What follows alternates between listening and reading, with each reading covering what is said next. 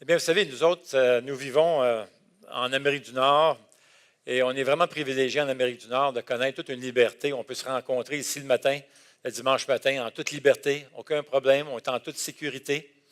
Mais ça, il faut savoir que c'est l'exception, les amis. Ce n'est pas la norme. À travers le monde, à travers l'histoire même, ça a toujours été un risque d'être un chrétien. Nous, on a tout un privilège ici. Je ne sais pas si vous avez entendu parler de ce jeune homme de 14 ans qui s'est fait brûler au Pakistan. C'est un Pakistanais. Un jeune garçon de 14 ans, finalement, qui était dans la rue, puis il y a des jeunes qui l'ont arrêté, qui ont commencé à le bousculer, lui ont demandé quelle était sa religion. Et il a dit qu'il était chrétien. Alors, les jeunes ont commencé à le battre parce qu'il était chrétien. À un moment donné, il a réussi à avoir une petite possibilité de s'enfuir. Il a commencé à essayer de s'enfuir. Et un de la gang a lancé du kérosène sur lui. Et un autre a allumé le feu. Alors, il a brûlé vif. Il s'est retrouvé à l'hôpital. D'ailleurs, il est décédé quelque temps après. Et son corps était brûlé à 55 C'est vraiment impossible pour nous de savoir quel est le nombre de gens qui souffrent à cause de leur foi à travers le monde. Il y a toutes sortes de chiffres qui sortent, j'entends toutes sortes de chiffres. C'est difficile à faire l'estimation. Juste en Corée du Nord, par exemple, j'ai entendu qu'il y avait peut-être 50 000 à 70 000 personnes, chrétiens, qui étaient dans des camps de concentration, soit qui étaient en prison et tout ça, à cause de leur foi. Ça n'a jamais été sécuritaire d'être un chrétien, et c'est comme ça depuis le début de l'Église en passant. Il y a un spécialiste de l'Église qui s'appelle Stephen Neill, qui a écrit un livre qui s'appelle History of Christian Missions, alors l'histoire des missions chrétiennes.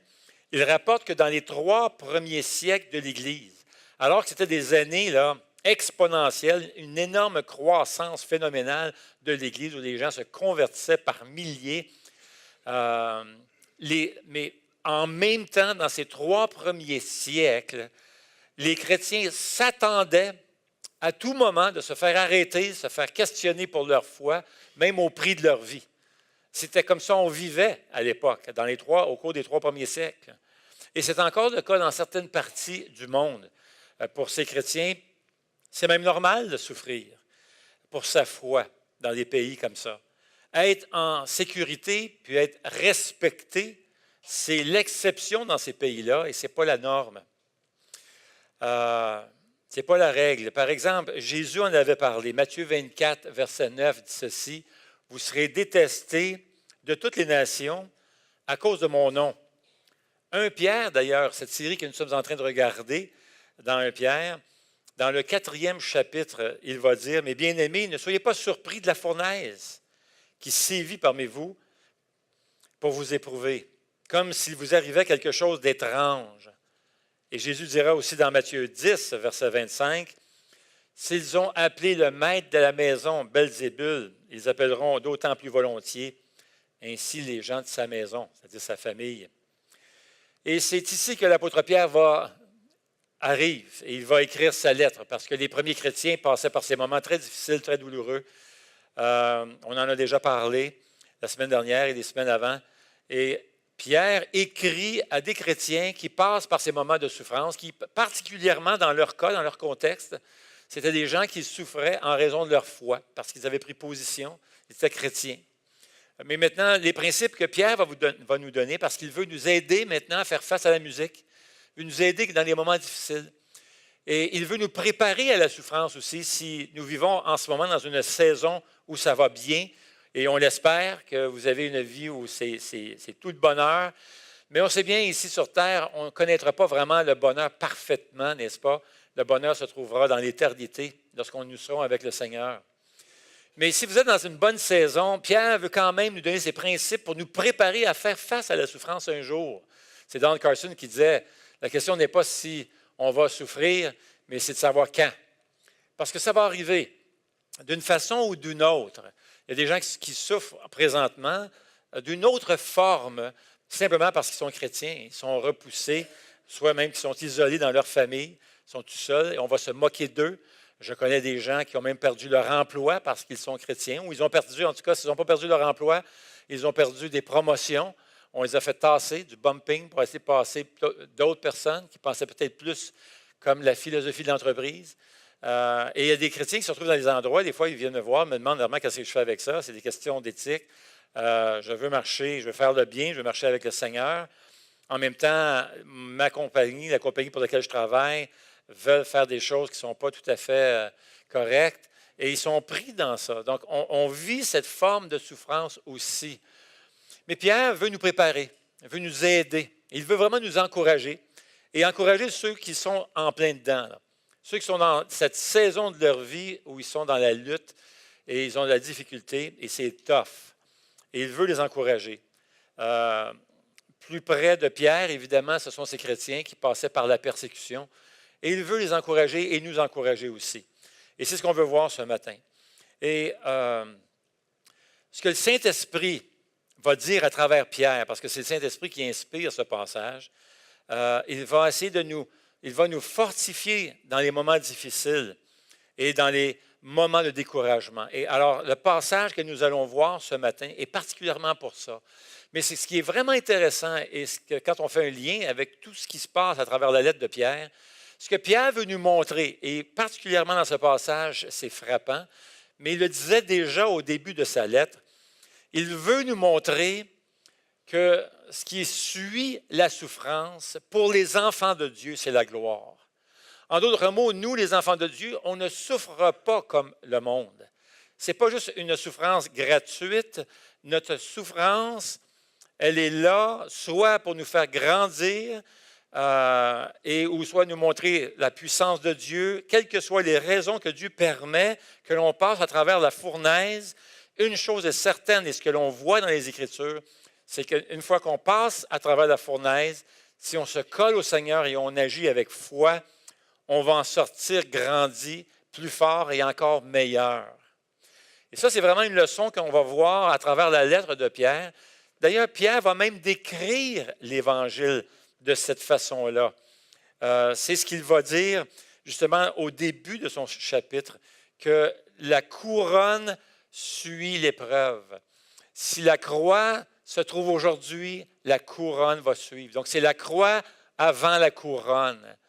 Et ça va être particulièrement vrai dans le passage que nous allons lire. Donc, moi, je vous invite à tourner dans 1 Pierre et nous allons lire ce passage au 3e chapitre.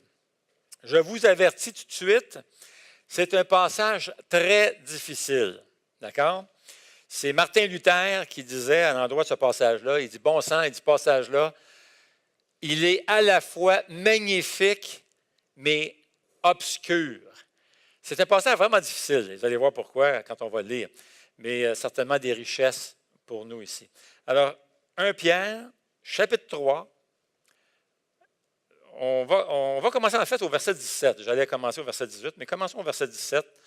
C'est la conclusion de ce que nous avons vu la semaine dernière, mais c'est tellement bien lié à ce qui suit. Alors, en effet, il vaut mieux souffrir, si telle est la volonté de Dieu, en faisant le bien qu'en faisant le mal. N'est-ce pas? Si tu n'es pas souffrir, bien, on veut que ce soit pour le bien. Et tout de suite après, verset 18, Christ aussi a souffert. Et ce, une fois pour toutes, pour les péchés. Lui, le juste, il a souffert pour des injustes, afin de vous conduire à Dieu. Il a souffert une mort humaine, mais il a été rendu à la vie par l'Esprit. C'est alors aussi qu'il est allé faire une proclamation aux esprits en prison. C'est les fameux passages compliqués, obscurs. C'est alors aussi qu'il est allé faire une proclamation aux esprits en prison, ceux-là même qui avaient été rebelles autrefois, lorsque la patience de Dieu se prolongeait à l'époque de Noé, mais pendant la construction de l'arche. Un petit nombre de personnes, à savoir 8, sont entrées dans ce bateau et ont été sauvées à travers l'eau. C'était une figure. Nous aussi, maintenant, nous sommes sauvés par un baptême qui ne consiste pas dans la purification d'une impureté physique, mais dans l'engagement d'une bonne conscience envers Dieu.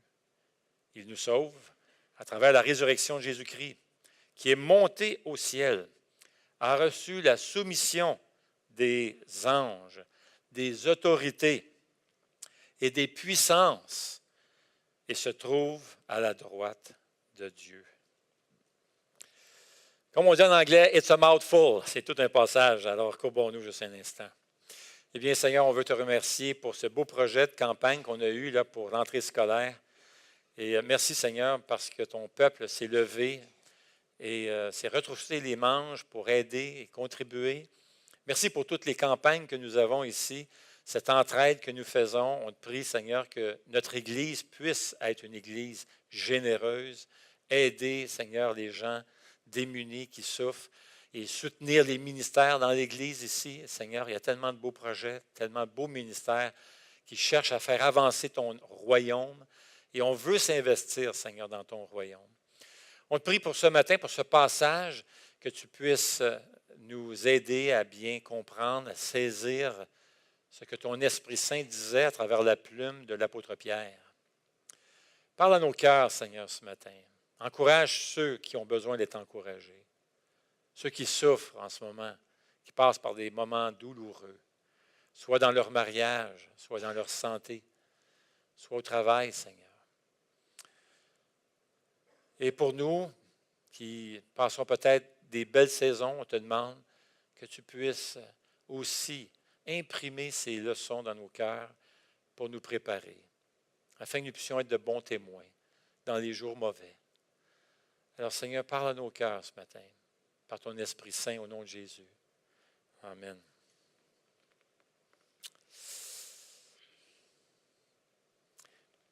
Dans son premier chapitre, Pierre appelle l'Évangile les souffrances de Jésus et la gloire qui a suivi.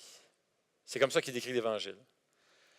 Les souffrances de Jésus et la gloire qui a suivi. Et c'est ce qui va se retrouver dans toute la trame de la lettre de Pierre. Pierre veut nous montrer que ce que nous vivons présentement n'est que temporaire. Et même si on comprend la douleur et nous sommes pleins de compassion pour ceux qui souffrent, Pierre veut nous rappeler que nous avons besoin de nous souvenir qu'ici, nous sommes que des étrangers, c'est temporaire, nous sommes des voyageurs, la gloire s'en vient.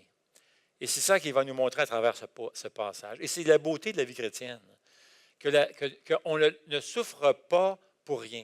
Voyez-vous, ce qui nous distingue, nous les chrétiens, ce n'est pas qu'on ne souffre pas. Ce n'est pas que les chrétiens ne souffrent pas. C'est une erreur de devenir chrétien pensant qu'on ne souffrira pas, qu'on n'aura pas de problème. Et il y a des gens qui viennent au Seigneur comme ça. Ils pensent qu'ils vont être heureux et tout ça. Et c'est, oui, il y a un gros bonheur, il y a une grande, grande joie d'être un enfant de Dieu. Mais en même temps, c'est sûr qu'il y a des épreuves. Et certainement, le diable n'est pas content quand on devient un enfant de Dieu. Et il va essayer de nous faire des gens bêtes, de nous faire tomber. Mais la différence, c'est que nos souffrances, Dieu se sert de nos souffrances. Il n'y a aucune souffrance gratuite pour rien. Toute chose concourt au bien de ceux qui aiment Dieu. Même s'il y a des choses qui nous dépassent, qu'on ne comprend pas comme humains. Notre foi se repose dans le Dieu qui est souverain, qui sait ce qu'il fait, et nos vies sont entre ses mains. Et c'est ce que Pierre veut nous montrer à travers les souffrances de Jésus. Et c'est la première chose qu'il va faire ici. Le Saint-Esprit va dire à travers Pierre, si tu veux un encouragement dans les moments difficiles, ce que tu as besoin de faire, c'est vraiment tourner les regards sur Jésus. Regarde les souffrances de Jésus. Rappelle-toi des souffrances de Jésus. Regarde sa vie. Sa vie a été une vie de souffrance et il a fini dans la gloire pour l'éternité. Et c'est ce que Pierre veut nous montrer à travers les souffrances de Jésus. Alors, il nous pointe vers Christ, verset 17. En effet, il vaut mieux souffrir si telle est la volonté de Dieu, en faisant le bien qu'en faisant le mal. Et tout de suite, au verset 18, il dit, Christ aussi a souffert. Vous voyez, ce qu'il fait, il est en train de pointer les regards sur Christ. Et ça va revenir souvent dans le Nouveau Testament. Le Seigneur Jésus a souffert. Et nous allons également souffrir.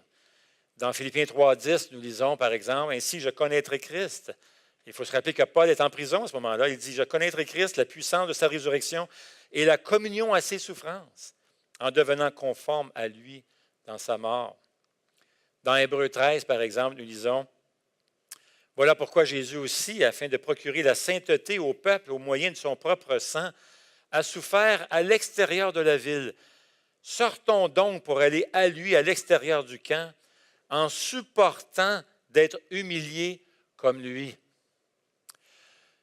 En effet, ici-bas, nous n'avons pas de cité permanente. Vous voyez, c'est cette idée qui revient, mais nous recherchons celui qui est à venir.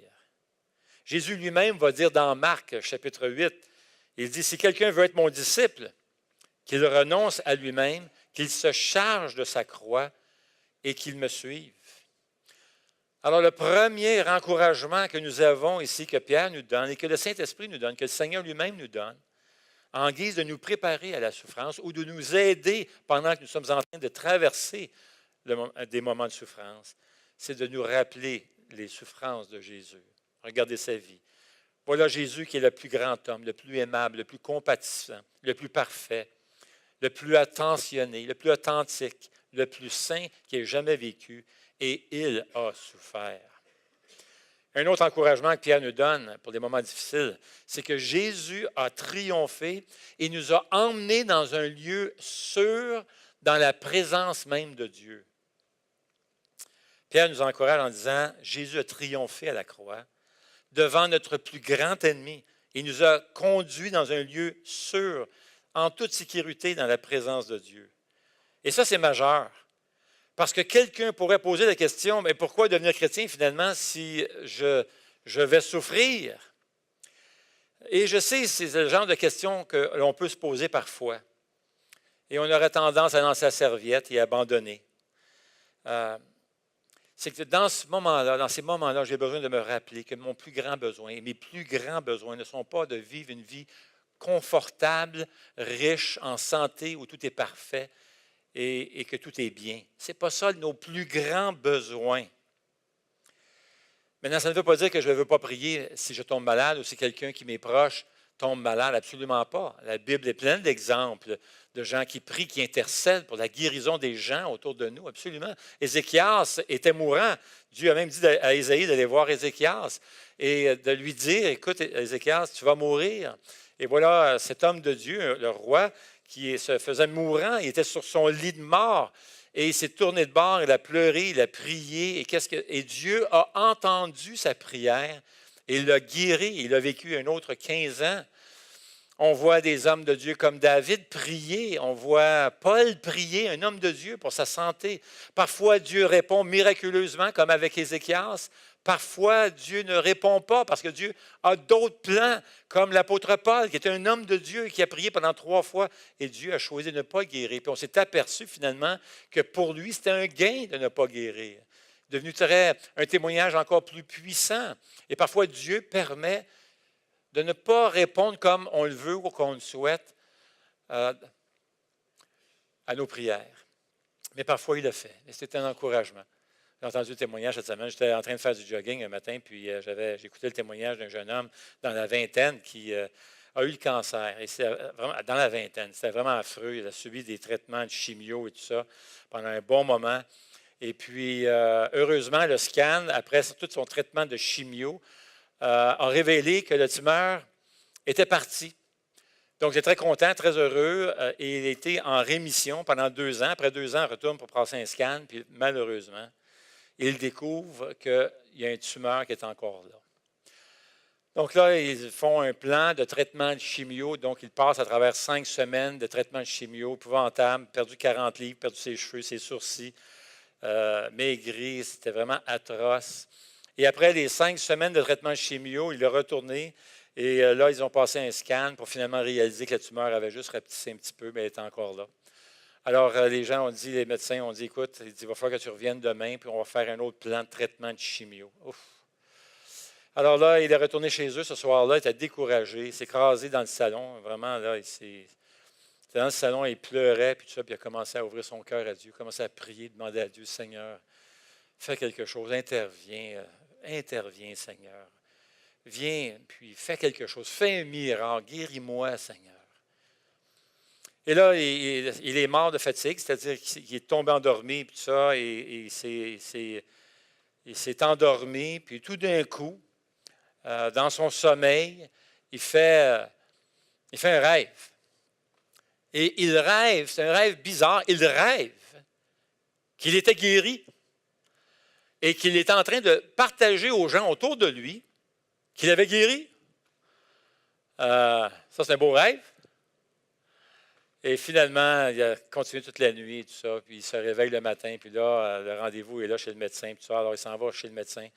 Puis là, il regarde le médecin, puis là, il se préparait à préparer tout un plan de traitement et tout ça, de chimio encore. Alors, il dit au médecin, il dit, écoutez, il dit, vous allez trouver ça bien étrange, mais il dit, moi, j'ai eu un rêve étrange cette nuit. J'ai rêvé que j'étais guéri. Ouais, médecin, OK. Est-ce que ce serait possible de passer un autre scan? Juste en cas, là. Ça serait possible de passer un autre scan? Habituellement, les médecins ne sont pas friands de ça. Mais dans son cas, là, il a accepté. Alors, il dit correct. Fait qu'il passe un autre scan. À sa grande surprise, plus rien. Absolument plus rien. Plus de tumeur, plus de traces, absolument rien. Et il a commencé à partager sa foi au médecin et commencé à dire au médecin qu'il avait la foi, qu'il s'était en Jésus, puis il avait prié pour un miracle, tout ça. Puis finalement, le médecin lui a dit, bien, tu sais quoi, moi aussi, je crois au miracle. Enfin, c'est glorieux et on se réjouit quand ça arrive. Et Dieu peut faire ça, il l'a fait avec Ézéchias, il ne l'a pas fait avec l'apôtre Paul. Et c'est un grand mystère, on va comprendre ça dans l'éternité. Mais moi, ces témoignages de miracles-là me rappellent une chose. Regarde, Dieu est encore en train de faire cela et il peut répondre à mes prières quand je prie. Et s'il ne répond pas comme je l'entends à ma prière, j'ai vu qu'il était capable de le faire, c'est parce qu'il y a un autre plan pour moi. Amen? La question n'est pas s'il peut le faire. Il le fait ici et là. Il nous rappelle de temps en temps, regarde, je suis encore le même Dieu, le même aujourd'hui qu'hier. Donc, j'ai cette confiance en Dieu de savoir, on peut avoir cette confiance en Dieu de savoir, s'il choisit de ne pas répondre et de nous laisser dans un moment de souffrance, de nous rappeler que Dieu est souverain, et c'est ce qu'il fait. Mais, Pierre veut nous emmener ailleurs. Il veut nous emmener dans une place de maturité, une bonne vision de la souffrance. Et ce qu'il est en train de dire, c'est qu'avoir ce salut en Jésus-Christ, le fait que Jésus a combattu, a triomphé contre le plus grand ennemi qui est le péché, et nous a conduits, nous a emmenés dans la présence même de Dieu, est 10 000 fois plus important que de vivre une longue vie sur terre et d'être confortable. Parce qu'après tout, ici, la vie sur terre, c'est très court à la lumière de l'éternité, n'est-ce pas? Et c'est là que Pierre veut nous emmener. C'est là que le Seigneur veut nous emmener à travers la plume de Pierre. Jésus a triomphé, il nous a emmenés dans un lieu sûr, dans la présence de Dieu. Et verset 18 dit ceci, « Christ aussi a souffert, et ça une fois pour toutes, pour les péchés, lui, le juste. Il a souffert pour des injustes, afin de vous conduire à Dieu. » Maintenant, Pierre va faire ressortir 4 éléments, et c'est bien important, par le sacrifice de Jésus-Christ au verset 18. 4 éléments au verset 18. Premièrement, Jésus est mort pour nos péchés. C'est nous qui avons incité Jésus à aller à la croix. C'est nos péchés. Et c'est notre plus grand besoin. Mes péchés représentent mon plus grand ennemi. Et c'est ce que dit le prophète Ésaïe au chapitre 59. Il dit, ce sont vos fautes qui vous ont séparés entre vous et votre Dieu. Ce sont vos péchés qui vous l'ont caché et vous l'ont empêché de vous écouter. Voyez-vous, en d'autres mots, notre péché crée un mur qui nous sépare d'avec Dieu.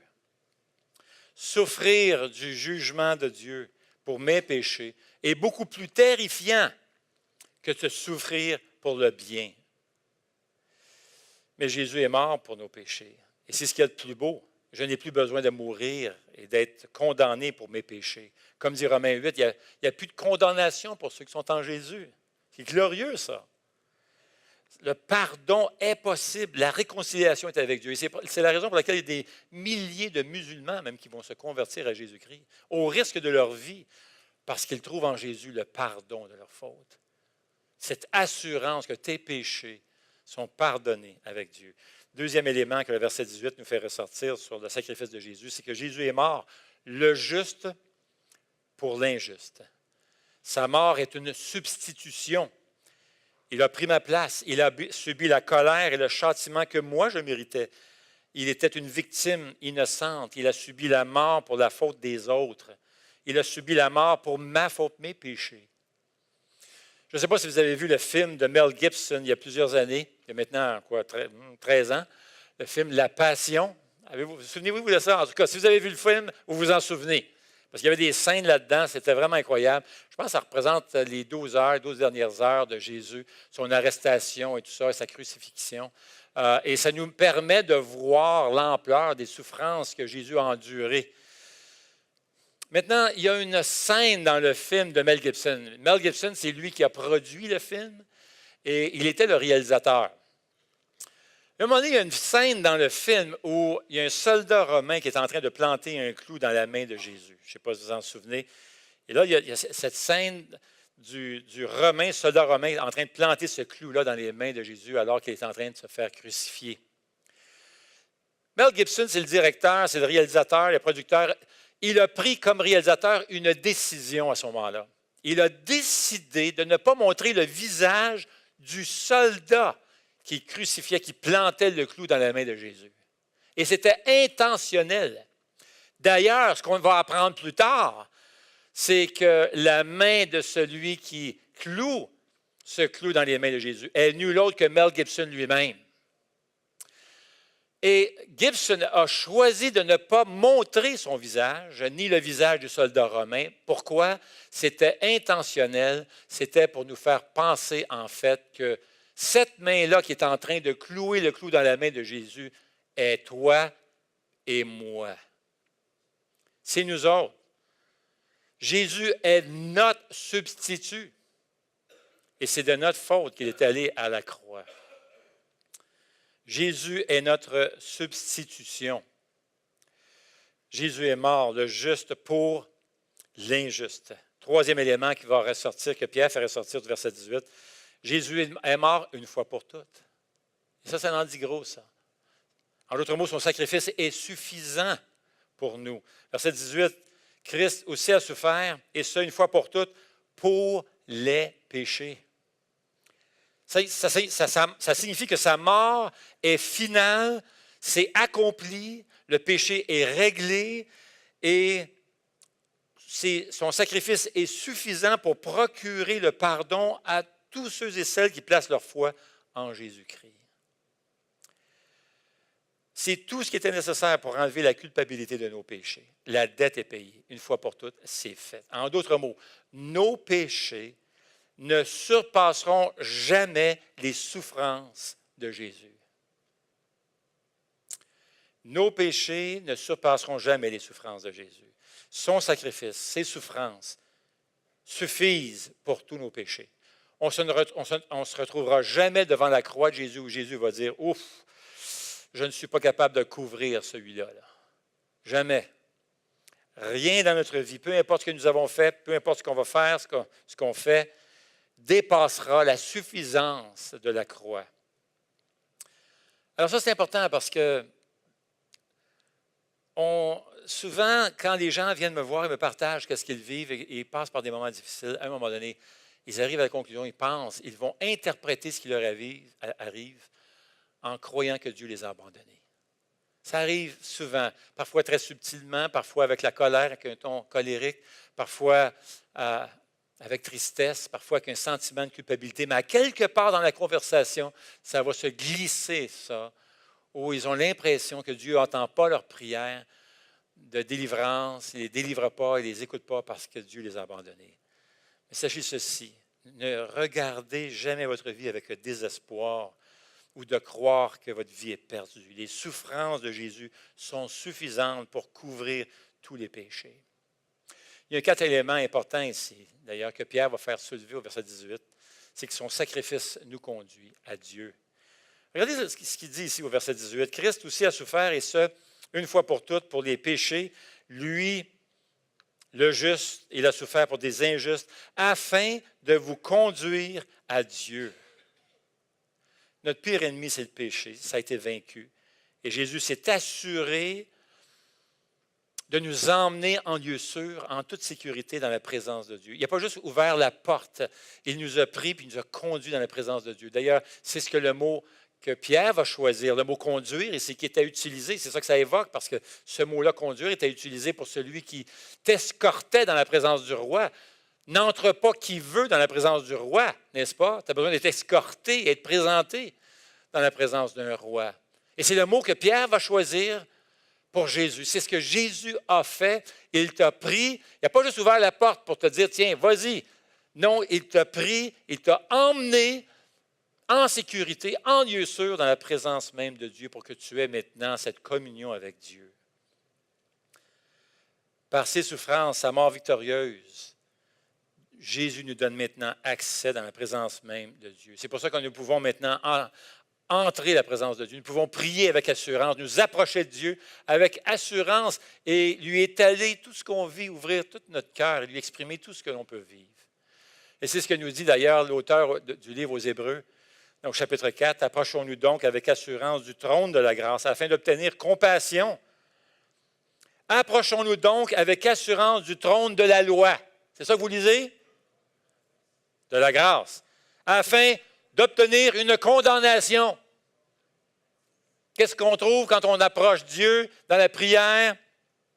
De la compassion, trône de la grâce, afin de trouver la grâce. Qu'est-ce qu'on voit dans ce verset-là? Grâce, grâce, compassion, secours.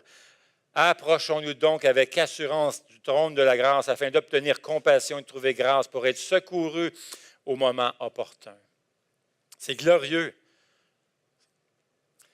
Maintenant, comment ces choses peuvent-ils nous aider dans nos souffrances? Parce que l'une des premières tentations que le diable va faire lorsque tu passes un mauvais quart d'heure, c'est quoi? C'est qu'il va te souffler la tentation de croire que Dieu t'a abandonné, que tu n'es pas assez bon, que tu n'as pas assez fait, ou tu en as trop fait, tu as trop péché, tu as fait ci ou tu as fait ça. Satan est appelé l'accusateur des saints. Et ça, c'est une des tentations que je vois fois après fois dans mes échanges avec les gens. Cette tentation du diable de nous laisser croire que Dieu nous a abandonnés ou qu'on n'est pas assez bon pour lui. Jésus a porté tous nos péchés. Il a pris la colère de Dieu sur lui. Nous sommes ses enfants. Il est notre Papa céleste, notre Père du ciel. Il nous a conduits en lieu sûr dans sa présence, dans la présence même de Dieu. Alors, approchons-nous de lui. Continuons à nous approcher de lui. Alors, ce qui va nous encourager dans nos moments douloureux, c'est de nous rappeler les souffrances de Jésus, nous dit Pierre. Nous rappeler qu'il a triomphé. Il nous a emmenés dans un lieu sûr, dans la présence de Dieu. Et aussi de nous rappeler Noé. Là, Pierre arrive avec Noé et il va donner l'exemple de Noé. Un passage qui est difficile selon Martin Luther, mais c'est tellement glorieux aussi, à la fois glorieux et mystérieux, comme disait Martin Luther. Le passage fait référence mais on va lire le passage encore parce que c'est un passage quand même difficile, verset 18, vers la fin, dit ceci. « Il a souffert une mort humaine, mais il a été rendu à la vie par l'Esprit. C'est alors, verset 19, qu'il est allé faire une proclamation aux esprits en prison.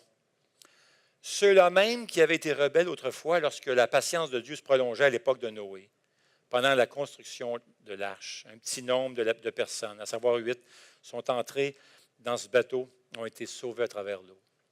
Voici comment je comprends cela. En fait, il donne l'exemple de Noé, parce que Noé a vécu essentiellement la même chose que ses premiers chrétiens dans le temps de Pierre vivent. Ils vivent dans un monde hostile. Ils sont ridiculisés, ils sont une minorité, on se moque d'eux, on les met peut-être en prison, on refuse le message que les chrétiens, le message, l'appel de Dieu à se convertir et venir à Dieu. Les gens ils sont même persécutés, ces premiers chrétiens. Et ce que Pierre va faire, il va dire, regardez, c'est la même chose dans le temps de Noé. Exactement la même chose. Voici Noé, qui aime le Seigneur, intègre, vit dans un milieu hostile, et on rejette son message. Les gens préfèrent finalement vivre dans le confort, être avec leur gang et se moquer de Noé, se moquer de lui, et ils refusent. Mais quelle fin glorieuse pour Noé, n'est-ce pas? Alors, là, qu'est-ce que ça veut dire que Jésus est allé proclamer aux esprits en prison? Bien, c'est simplement que Jésus est allé prêcher à travers Noé, cet homme de Dieu. Il prêchait, il lançait l'appel, il invitait les gens à se convertir et pour être sauvés dans l'arche parce que le jugement de Dieu s'en venait, le déluge s'en venait. Et Dieu voulait les sauver, mais les gens ont refusé cette proclamation, ce message que Noé proclamait. En fait, c'était l'Esprit de Christ qui proclamait ce message à travers son prophète Noé. Et en passant, ce n'est pas la première fois que Pierre parle comme ça. Déjà dans son premier chapitre, il va dire exactement la même chose, mais avec les prophètes. Nous lisons dans 1 Pierre 1, les prophètes qui ont parlé de la grâce qui vous était réservée ont fait de ce salut l'objet de leur recherche et de leur investigation. En d'autres mots, Dieu a révélé des messages à des prophètes de l'Ancien Testament pour annoncer la venue du Messie, n'est-ce pas? On pense à Ésaïe au chapitre 53, le serviteur souffrant qui va venir dans les centaines d'années à venir. Il y a quelques centaines de prédictions et prophéties qui ont été données dans l'Ancien Testament par des prophètes. Et c'était l'Esprit de Christ qui prêchait à travers les prophètes. Et c'est ce que dit Pierre ici. Ces prophètes de l'Ancien Testament cherchaient à découvrir l'époque et les circonstances indiquées par l'Esprit de Christ, qui était en eux lorsqu'ils attestaient d'avance les souffrances du Messie et la gloire dont elles seraient suivies. Et ce que Pierre veut nous montrer ici, de la même manière qu'avec Noé, qui a souffert le rejet, le mépris, l'humiliation de la foule, a fini dans la gloire et le salut à travers l'arche. De la même manière, vous, les premiers chrétiens et tous les chrétiens de tous les temps, votre fin sera glorieuse. Vous vivez peut-être en ce moment des temps difficiles, mais sachez que nous connaîtrons une fin glorieuse. Et l'arche pour nous, dans le Nouveau Testament, évidemment, c'est Jésus-Christ. Nous avons embarqué dans l'arche, dans le salut. Le seul salut disponible, c'était Jésus. Et c'est Jésus. Et c'est le message ici. D'ailleurs, il prêche aux esprits en prison. Fait référence à qui? Bien, les esprits en prison. Wayne Grudem a fait une bonne étude là-dessus pour démontrer que le mot esprit est parfois utilisé pour des humains. Donc, ce n'est pas nécessairement des anges, ça peut être des humains, très bien. Ce sont des gens qui entendaient le message proclamé par Noé et qui ont refusé l'Évangile, donc ils se sont retrouvés en prison, c'est-à-dire qu'ils sont morts et le jugement dernier les attend. C'est dans ce sens-là. Je crois que c'est ce qui se passe ici. Alors, les esprits en prison sont les pécheurs qui ont refusé le message de Noé. Ils sont donc maintenant en prison. Ils attendent le jugement dernier. Maintenant, Pierre nous encourage de trois manières ici. Premièrement, ça nous montre la grandeur de Jésus-Christ. Jésus n'est pas pris dans le temps, dans l'espace. Ça veut dire qu'il est toujours avec nous. Il était avec Noé, c'est lui qui proclamait dans le temps de Noé. Il était avec le Nouveau Testament, il était là avec les apôtres. Mais Jésus aussi est avec nous aujourd'hui. Et ça, c'est un grand réconfort. Indépendamment de ce qu'on peut vivre maintenant, aujourd'hui, en 2017, Jésus est avec nous. Puis c'est ce qu'il disait d'ailleurs. C'est la dernière chose qu'il a dit à ses disciples. C'est quoi? Dans Matthieu 28, n'est-ce pas? Je suis avec vous tous les jours, jusqu'à la fin du monde. Dieu ne t'a pas abandonné. Le Seigneur ne t'a pas abandonné. Il est avec toi en ce moment. Alors, peu importe où tu te trouves, Jésus est avec toi dans cette souffrance-là. Il sera avec toi jusqu'à la fin. Alors, la grandeur de Jésus nous rassure dans ces moments de difficulté, sachant qu'il est toujours avec nous. Un autre encouragement, particulièrement pour ceux qui souffrent en faisant le bien, c'est mieux vaut lui obéir et souffrir présentement que de désobéir et être en prison plus tard, éternellement, n'est-ce pas? C'est le point que Pierre soulève ici au verset 19. C'est ce qui est arrivé aux pécheurs qui ont refusé l'Évangile dans le temps de Noé, et c'est ce qui arrive dans le temps de Pierre, et c'est ce qui arrive maintenant. Ces pécheurs croyaient que c'était stupide de croire à Dieu et croire à l'appel de Dieu que Noé leur lançait. Mais ils ont fini finalement dans la détresse, perdus. C'est un encouragement pour nous qui avons reçu l'appel de Dieu, qui avons reçu ce message de l'Évangile, que malgré nos souffrances présentes, nous serons épargnés des souffrances éternelles, n'est-ce pas? La grandeur de Jésus nous rassure. Nous sommes épargnés des souffrances éternelles. Et un troisième encouragement, c'est de savoir aussi que ce n'est pas nécessairement un désavantage pour nous que de faire partie de la minorité. Après tout, Noé était juste 8, un petit nombre. Et regardez la fin glorieuse qu'il a obtenue. Amen? Donc, parfois, on se sent isolé, on se sent en minorité, comme ces premiers chrétiens qui subissaient toute cette persécution et tout ça. Mais ce n'est pas un désavantage de faire partie de la minorité. Absolument pas. Et c'est ce qu'il dit au verset 20. La famille de Noé devait se sentir pas mal ridicule d'être les seuls à croire en Dieu puis continuer à prêcher, tout ça, puis ça prenait pas mal d'années. Puis ils ont persévéré, continué, Noé a continué, tout ça. Mais quelle fin glorieuse. Alors, quand la souffrance arrive, perds pas courage, car les récompenses sont grandes. Et c'est le point de Pierre, la gloire s'en vient. Un autre encouragement très puissant aussi, c'est de savoir que Jésus est maintenant à la droite de Dieu, puis il règne sur tout. Regardez verset 22. Jésus est monté au ciel.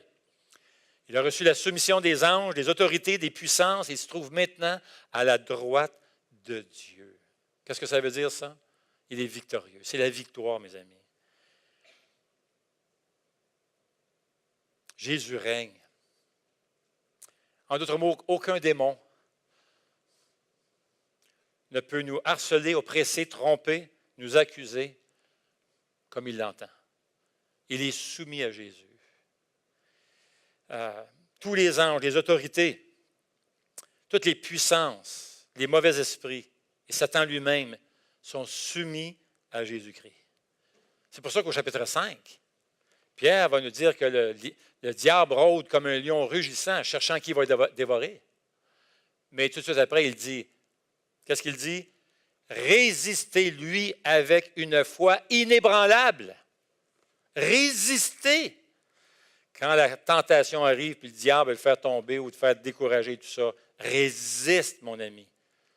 Fais face et résiste.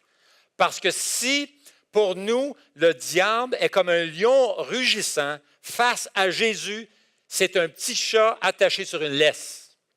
D'accord?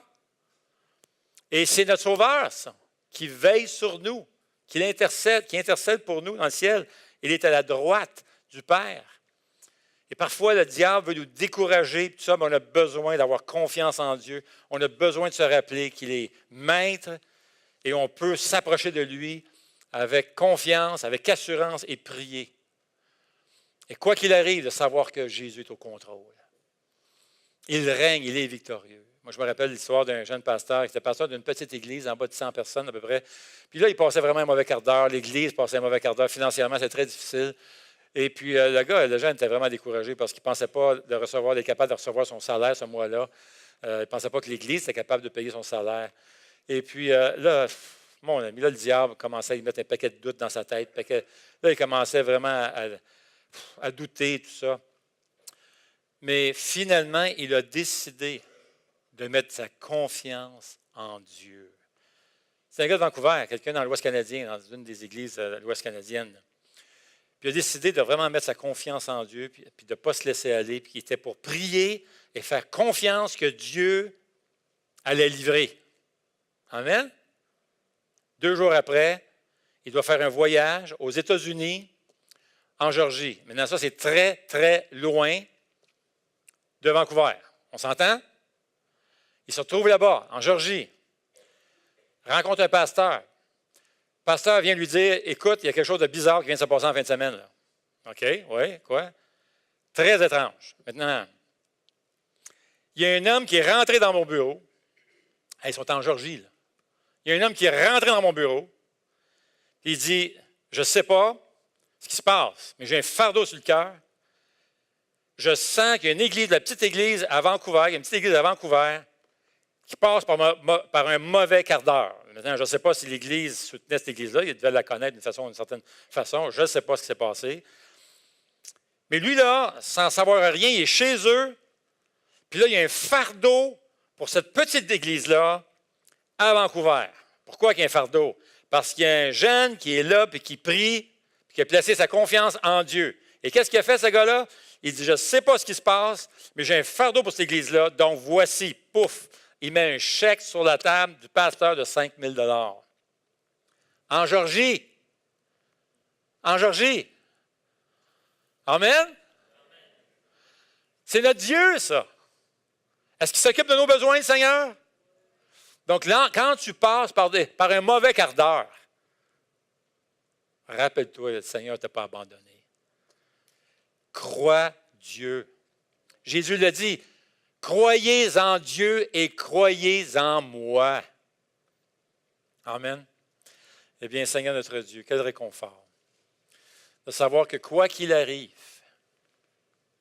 tu peux susciter quelqu'un à 1000, 2000, 3000 kilomètres loin de chez nous et lui mettre un fardeau sur son cœur pour venir nous aider. C'est incroyable. Ton bras n'est pas trop court pour sauver, Seigneur. Alors, nous voulons te remercier. Nous voulons te louer parce que nous avons un Dieu qui est vivant. Jésus est vivant. Tu es à la droite du Père et tu intercèdes pour nous. Merci, Seigneur. Aide-nous à marcher avec foi pour ta gloire. Amen.